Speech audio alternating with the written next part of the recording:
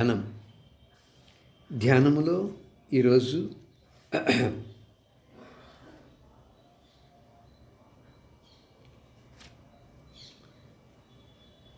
దేహో దేవాలయం. దేహో దేవాలయ అంటే దేహమే దేవాలయము అనే ధ్యానం ఎపిసోడ్లో మనకి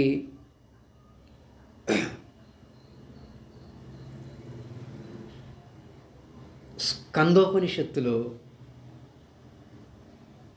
మరియు ఉత్తర గీతలో కూడా దేహో దేవాలయ ప్రోక్త జీవో దేవ సనాతన త్యజేత్ అజ్ఞాన నిర్మాల్యం సోహం భావేన పూజయేత్ అని చెప్పబడింది.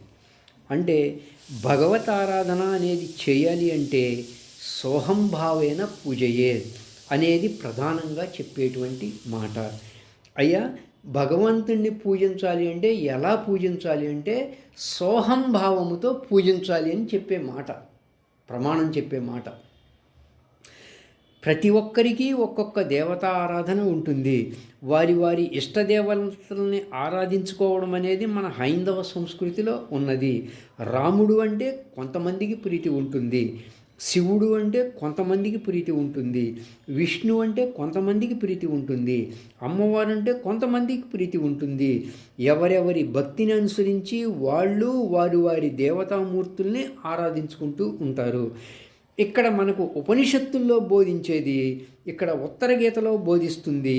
బ్రహ్మము యొక్క ఆరాధన అంటే సోహం భావేన పూజయేత్ అన్నారు. అనగా భగవంతుణ్ణి సోహంభావము చేత మాత్రమే పూజ చేయాలి అని దీని యొక్క అర్థం.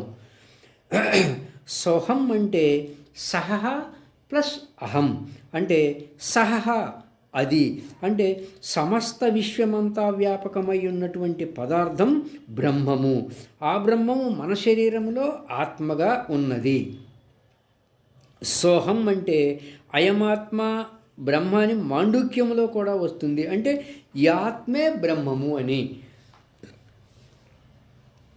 అనగా విశ్వవ్యాపకమై ఉన్నటువంటి ఆ బ్రహ్మమే ఈ దేహములో ఆత్మ అనే పేరుతో పిలువబడుతూ ఉన్నది. ఆ భావాన్ని తెలియజేస్తూనే సోహం అనేది కూడా. సహ అంటే ఆ బ్రహ్మము, అహం అంటే నేను, ఆ బ్రహ్మమే నేను, ఆ బ్రహ్మమే నేను, ఆ బ్రహ్మమే నేను. నిరంతరంగా మనలో ఉన్నటువంటి ఈ శ్వాస అనేటువంటి ఆ హంస ఉన్నదే, ఆ హంస నిరంతరంగా సోహం సోహం సోహం సోహం అని అంటే ఆ బ్రహ్మమే నేనయ్యున్నాను, ఆ బ్రహ్మమే నేనయ్యున్నాను, ఆ బ్రహ్మమే నేనయ్యున్నాను అనే భావనగా మనకి తెలియజేస్తూ ఉంది. గమనించండి మిత్రులారా. అందుచేత ఆ హంసతో మనసును పెట్టి ధ్యానము చేస్తూ ఉన్నట్లయితే వాళ్ళు పరమాత్మ ప్రాప్తిని పొందటం జరుగుతుంది అనే మాటగా చెప్పేదే సోహం భావేన పూజయేత్ అనే భావంతో భగవంతుణ్ణి ఆరాధించాలి అనే మాటగా చెప్పింది. ఇక్కడ భగవంతుడు అన్నప్పుడు మనం ఆరాధించేటువంటి యొక్క మూర్తులు కావు. ఆ మూర్తులను ఆరాధించటాన్ని ఉపాసన అంటారు. సర్వవ్యాపకమై ఉన్నటువంటి యొక్క భగవంతుణ్ణి మనలో ఆత్మరూపంగా ఆరాధిస్తే అది భగవత్ ఆరాధన అని అంటారు. మూర్తి రహితమై ఆకార రహితమై ఉన్నటువంటి యొక్క వస్తువు బ్రహ్మము లేదా ఆత్మ. బ్రహ్మము గూర్చే ప్రధానంగా భగవద్గీతలో చెప్పే మాట.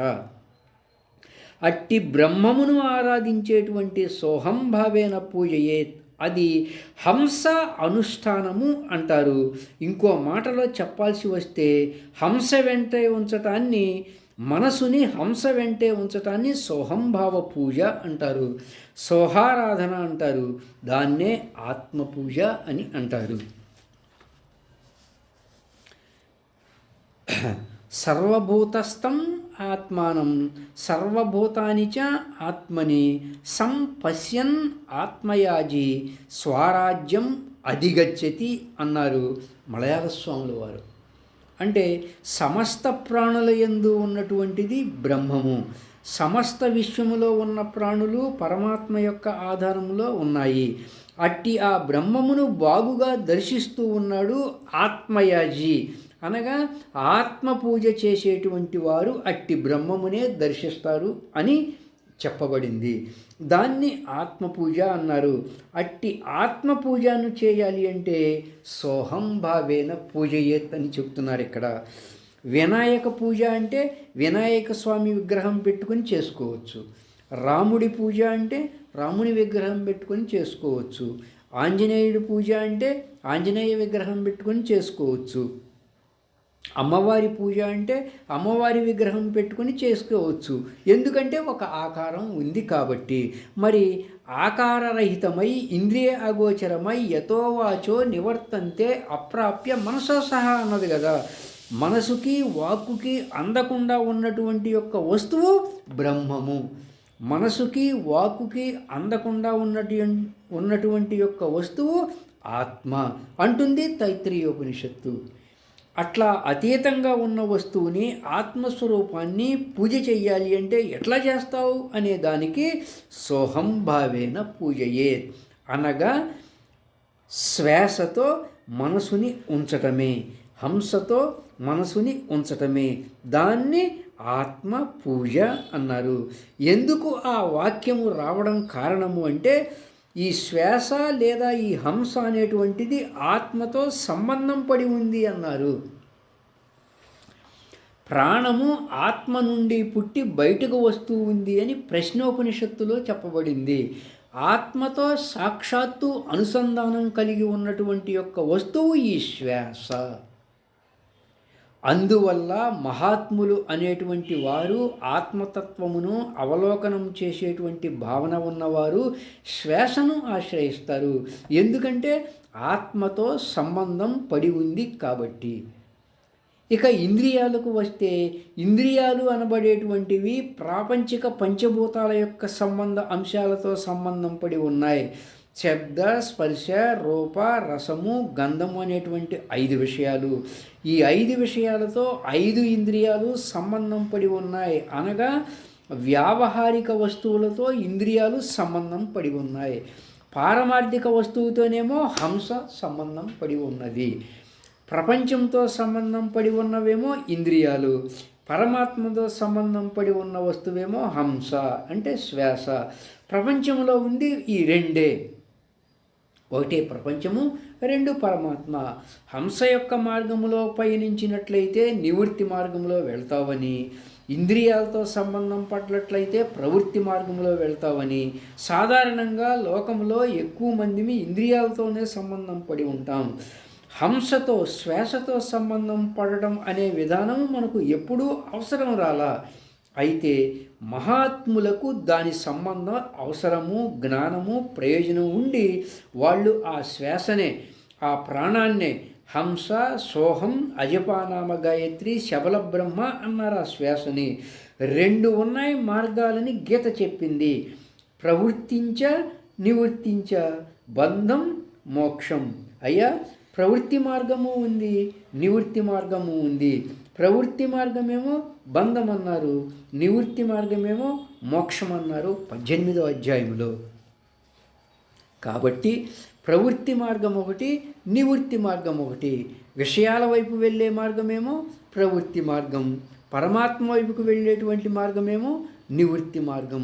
అందుచేత ఈ మనసు అనేటువంటి వస్తువుని ప్రవృత్తి మార్గంలోకి తీసుకువెళ్ళేవిగా ఉన్నాయి ఇంద్రియాలు, నివృత్తి మార్గం వైపు తీసుకొని వెళ్ళేదిగా ఉన్నది హంస. ఆ హంస వెంట పోవడాన్ని సోహంభావ పూజ అన్నారు. లోన ఉన్న ఆత్మస్వరూపాన్ని వాళ్ళు హంస అనేటువంటి దానితో అనుసంధానం కలిగి ఆత్మను ఆరాధించి ఆత్మలో లీనమవుతూ ఉన్నారు అనేది వాళ్ళ యొక్క భావన. అలా వాళ్ళ యొక్క అంటే మహాత్ముల యొక్క భావనగా అది ఉన్నది.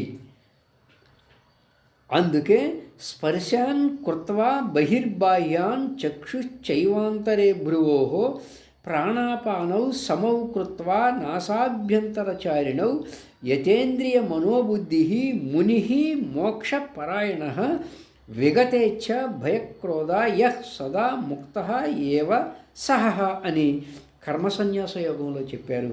అంటే మోక్షమునందు అపేక్ష కలిగి ఉన్నటువంటి మునులు వాళ్ళు ఎవరైనా కానీ ఈ విధంగా చేయాల్సి ఉంటుంది. బయట ఉన్నటువంటి యొక్క విషయాల్ని బయటే ఉంచి మీ దృష్టిని అంతర్ముఖం చేసి ముక్కు లోపల సంచరించేటువంటి ప్రాణాపాన వాయువుల్ని నీవు గమనిస్తూ ఉన్నట్లయితే, అలాగే మనసుని ఇంద్రియాలని నియమించి ఆ శ్వాస వెంబడే గమన రూపంగా ఉన్నట్లయితే అతడు మోక్షాన్ని పొందే అవకాశము ఉన్నది అని కృష్ణ పరమాత్మ భగవద్గీతలో చెప్పిన మాట.